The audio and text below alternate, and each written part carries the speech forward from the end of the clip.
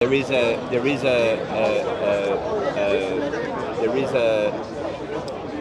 aspect of reality but it's not separate to your I reality. see. So that's Okay. So that's I see. Yeah, I see. Now, if I were to explore this further and ask the question, how did you establish it is God's dream?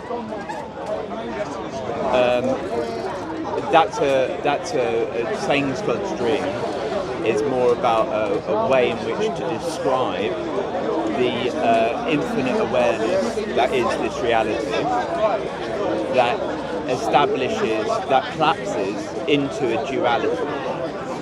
How do I establish that? Yeah, you have made a statement. What I am saying is, Islam. So how do we establish your statement? You have just said it's God's dream. Now, number one, no. So what you and I can perhaps agree on is that you are awareness. That awareness in you is the only thing that hasn't changed in your life. But but this is part of the establishment. Right. The awareness we are talking about has led you to this conclusion. No, it hasn't. No. Okay. So the awareness has not led you to the conclusion that this is God's dream. So what has led you to this? I'm trying to talk through that. Do you agree that your fundamental unchanging being is a state of awareness? I need to first establish what this fundamental unchanging awareness is. Okay, so that's what I was saying about earlier. It's like as a being, you're aware of your thoughts. But am I an objective being? Well, I think that's by the by. But, no. Just you personally, are you aware? Okay, are you aware of your thoughts? I am. Let us take it that way. Yeah. Okay. So are you aware of your thoughts? I am aware that you are here speaking to me. Yeah.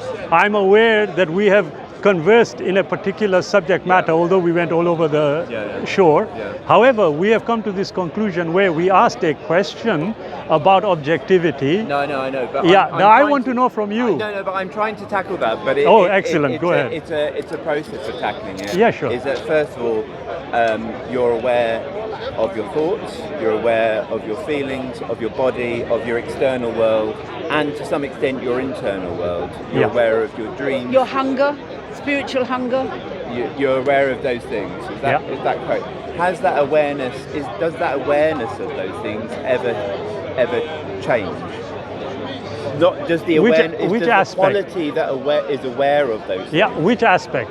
So the quality. So, for example, if I say I was aware of something when I was 10 years old, that same thing I'm recalling. I'm recalling at 35, and the awareness that I feel now is definitely greater than when it was when I was then. Sorry, no, I didn't get that. So, for example, are you sure you're not talking about the object? No. Now here is the problem.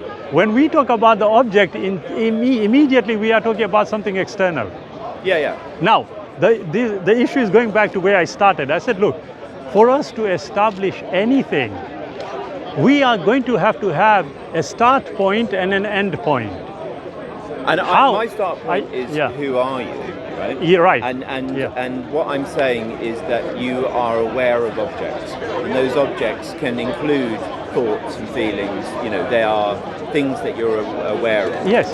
And that awareness. But sorry, brother. That awareness is consistent. Yeah. And doesn't change. But you may disagree with that. Right. I see what you mean. Okay. When we are talking about awareness, I need, for me to understand, I need for it to be quantified. For us to be able to establish whether it goes up or down, it needs to be quantified. Now, how do we quantify awareness? I don't know if there is a way. If there's a way in that in that form. So now, what we have to, from my perspective, what we have to consider is this: that if I were to say and live my whole life by saying everything is imagined for me, so when somebody arrests me, yeah, and now we are using words that we are imagining we have learned. I'm taken to court, hauled up before the court, I'm given a sentence, I'm sent to prison. All this I'm imagining, okay? For me, the line is drawn that, wait a minute, if I have got this ability to be aware, as you rightly pointed out, and this awareness is also allowing me to engage with what I can only consider to be external elements, yeah, then I need to definitively establish for myself as to whether this is a reality, the way the word reality is defined, or it is me just in a matrix. Now, I've come to the conclusion it is the former, that this is an external reality, and I know that I have got my thoughts, I've got my awareness, as you said, but this awareness, these thoughts change. Right? They are, yeah. But they change every millionth of a second. No, well, I disagree with that. So I think you're not using awareness and thoughts in the same... No, I'm not. What I'm saying is, look, the experience that I am feeling, okay? I'm saying every multi-second, the signals are flashing all over the place. I may be having a nice, smiley conversation with you, then I receive a text message, I read it, and my face drops. Yeah. Literally, something has happened. Now, while we are having this conversation, and this happens, is my awareness the same? In my definition of awareness, it would be. So what is helpful is if we can either agree or disagree on that definition. Right? That's what I started with. Yeah. So the awareness. So what changes is your emotional state, your attention. Yeah. The phenomena that is emerging. Yes. All of that changes. Yeah. But your awareness of those changes remains the same. I was about to say now. All these elements you talked about, the emotional changes, etc., are they preceded by the awareness? Or is the awareness that is facilitating all these emotions? No, so the mind body, mind body, the way we understand it. As okay. Understand yeah.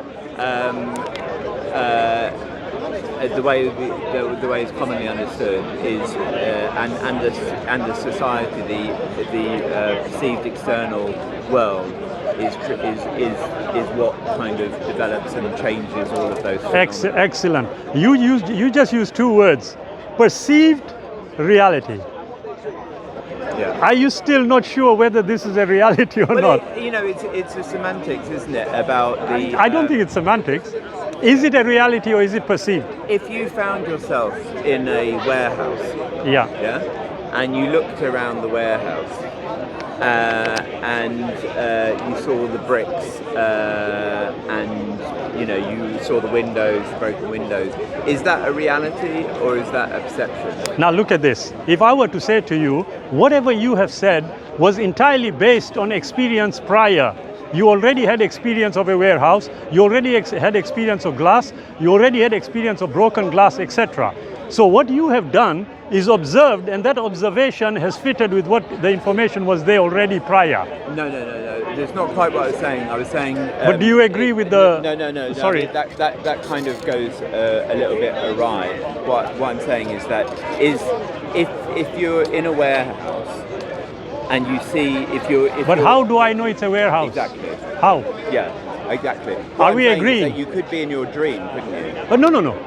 I can be in a dream. You could be in a dream. I can be seeing a warehouse. No, but I already know what a warehouse is in reality. Yeah. But you might have a reference of that. But wait a minute. What I'm saying is that no. I mean, Sorry. think the difficulty is that we're excitedly kind of trying to put points. No, not across. at all. No. No, not in a bad way. What we are trying to do is establish the groundwork. I know. But what I'm saying is that what I'm saying is that when you're in a dream and you're in a warehouse in a dream and you see that the walls, what are the walls made of? Right.